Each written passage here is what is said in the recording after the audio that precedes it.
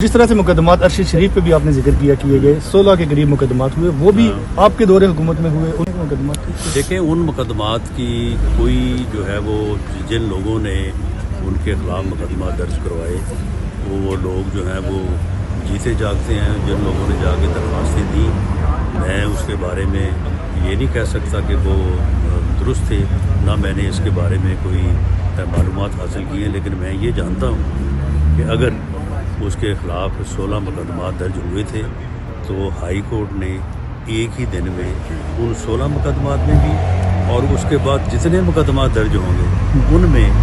ज़मानत जो है ना वो उसकी एक्सेप्ट कर दी थी। जबकि हमारे ख़िलाफ़ ये होता रहा है कि हमारी 1.5 साल में ना ज़मानत नहीं होती। आपके खिलाफ तो झूठा मुकदमा बना, वो सबके सामने है, बाकी सारा कुछ सामने आ गया। तो मेरी 6 माह ज़मानत नहीं हुई। इस मामले में अब यकीनी बनाएंगे कि इंसाफ हो और सहाफ़ी को सज़ा ना हम इसको यकीनी बना रहे हैं। जो मुश्किलात हैं उन मुश्किलात को भी हम इंशाअल्लाह ताला जो है वो उनके ऊपर जो है वो अबूर पाएंगे और जो अज़हार राय की आज़ादी है उसे जो है वो हम हर कीमत पे इंश्योर करेंगे, क्योंकि ये हमारा जो है वो पार्टी मैनिफेस्टो भी है और हमने आप लोगों ने इसके लिए स्ट्रगल की सारी अम्माद यूसुफ के ऊपर जो मुकदमा कायम किया जा रहा है, जो ARY के हेड हैं उनके ऊपर मुकदमा बनाया जा रहा है। इसमें दफात ऐसी शामिल हैं फरमाए ना कौन सा मुकदमा जिनकी सजा मौत और उम्र कौन सा मुकदमा कायम किया गया। अभी उनके फर्द जुर्म आयद नहीं की गई, आज करनी थी, तारीख मिली है, दोबारा उस पर वही फर्द जुर्म आयद की जाएगी। उसको आप क्या उसका सब्जेक्ट मैटर क्या है मुझे इस डिटेल्स का नहीं पता, लेकिन ये मुझे पता है कि उसकी सजा मौत या उम्र कैद है जो मुकदमा उनके ऊपर जो फर्द जुर्म आयद की जा रही है। नहीं, एक तो वो अरशद शरीफ मरहूम के सिलसिले में नहीं, ये जो शहबाज गिल की बातचीत हुई थी जिसमें अम्माद यूसुफ बराह रास्त नहीं थे बल्कि किसी गेस्ट ने बातचीत की ARY पे, उसकी बुनियाद पर नहीं। आप देखें कि अगर यानी किसी चैनल पे जो गुफ्तगू शहबाज गिल ने की थी वो ऐसी गुफ्तगू है कि जो एक डिसिप्लिन्ड फोर्स, एक ऐसा अदारा जो पाकिस्तान की जो है वो दिफा का ज़िम्मेदार है, उसके रैंक एंड फाइल में जो है वो कहा गया कि आप बगावत कर दें अपने ऑफिसर के ख़िलाफ़। तो ये एक ऐसा यानी गलत बयान था कि जिस हाई कोर्ट ने ज़मानत ली शहबाज गिल साहब की, उसने भी ये कहा कि ये गलत बयान था, यानी उसको कोई डिफेंड नहीं कर सका। तो अब अगर उस बयान का ये इल्ज़ाम है कि अम्माद यूसुफ साहब ने उसको चलवाया, उसको ऑन एयर किया, तो अम्माद यूसुफ साहब जो है वो अपना अदालत में अपना मौक़िफ़ पेश करे, अपनी बेगुनाही पेश करे। ऐसा तो नहीं है कि उनको मौक़िफ़ पेश नहीं करने दिया जा रहा या पेश करने से पहले उनको जो है वो 1 साल के लिए जेल में डाल दिया गया, जैसा कि इमरान खान साहब की हुकूमत में होता रहा है। लोगों ने साल जेल कट नहीं, दफात जो है वो फैसला तो अदालत ने करना है। अदालत कहेगी ये दफात नहीं बनती, ख़त्म हो जाएंगी। कोई से मुराद ये है कि अब अगर एक बयान जारी होता है, ये पिछले दिनों की बात है,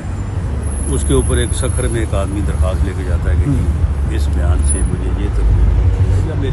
मेरे जज्बात मजरूह हुए हैं या मुझे ये फील हुआ है, और उसके ऊपर वहाँ पे मुकदमा दर्ज हो जाता है, तो क्या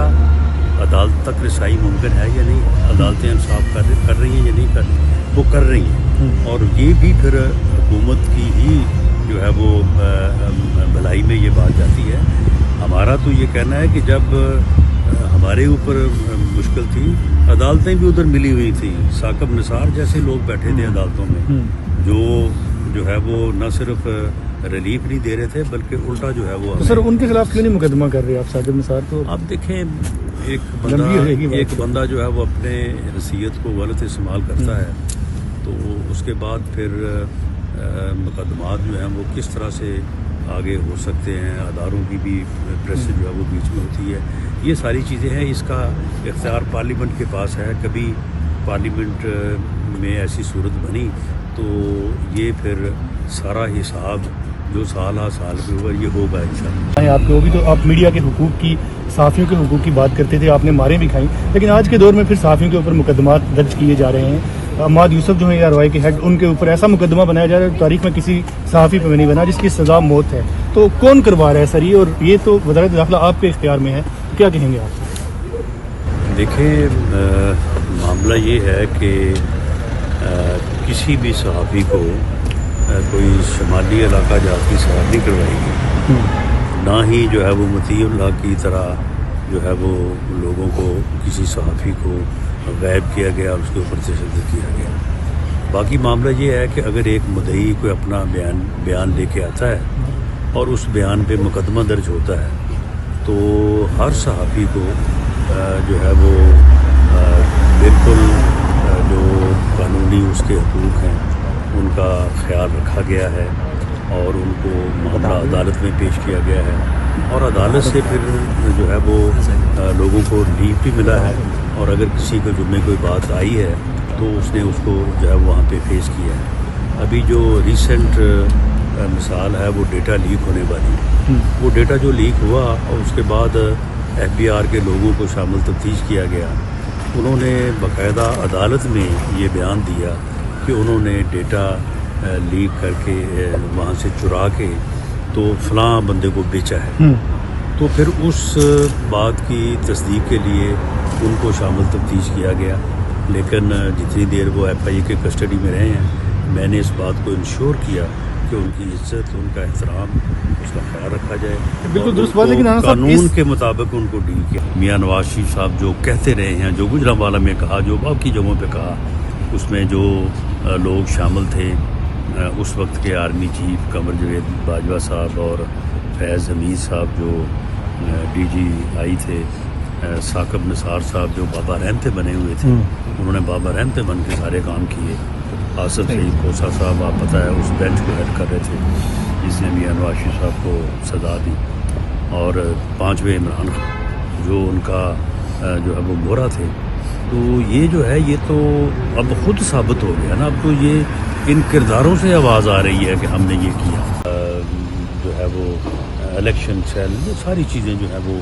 خود ذاتی طور پہ جو ہے وہ ان چیزوں کو دیکھ رہے ہیں۔ پاکستان میں بھی ان کی مشاورت جو ہے وہ جو ہمارے سینئر لیڈرز ہیں ان کے ساتھ ہوئی ہے، تو اس مشاورت سے وہ ان معاملات کو طے کریں گے، اور اس کے بعد پارٹی جو ہے وہ بھرپور طریقے سے الیکشن میں حصہ لینے جو ہے وہ جا رہی ہے۔ باقی اس الیکشن کمپین کے کس مرحلے پہ میاں نواز شریف صاحب نے خود جا کے لیڈ کرنا ہے یہ برحال طے وہ کریں گے، لیکن یہ بات طے ہے کہ وہ انشاءاللہ تعالیٰ اس الیکشن مہم کو لیڈ کریں گے۔ صاحب اس اطلاعات میں کتنی سچائی ہے کہ آپ نے اپنا اور باقی سینئر عہدیداران نے اپنا استعفیٰ نواز شریف صاحب کو دے دیا کہ تاکہ پنجاب اور KP کے اندر جو الیکشن ہے مریم صاحب کے ساتھ مل کر بھرپور کمپین کر سکے، کیا اس میں بھی کوئی حقیقت ہے؟ دیکھیں، کیونکہ آپ کے علم میں ہے کہ الیکشن رولز کے مطابق prime minister, ministers election campaign میں حصہ نہیں لے سکتے، تو اس دقت کو عبور کرنے کے لیے جب یہ وقت آئے گا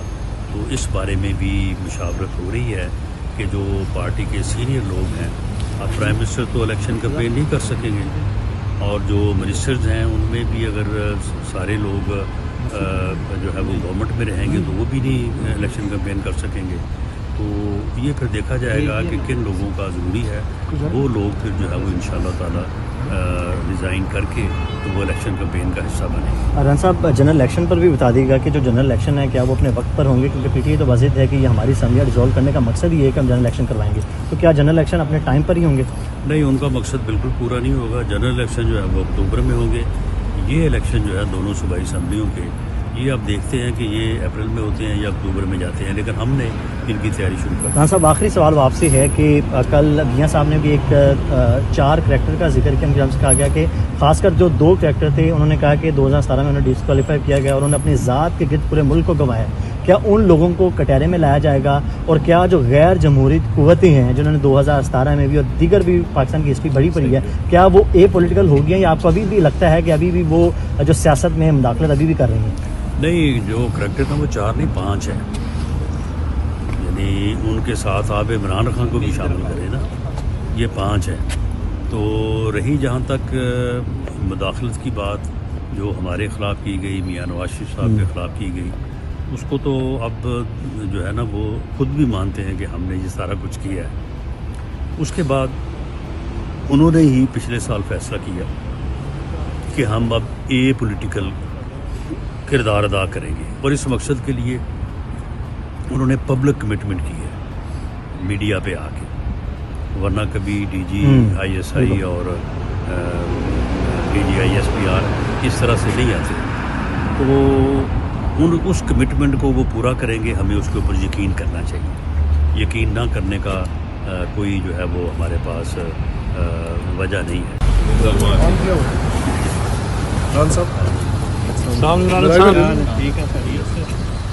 जी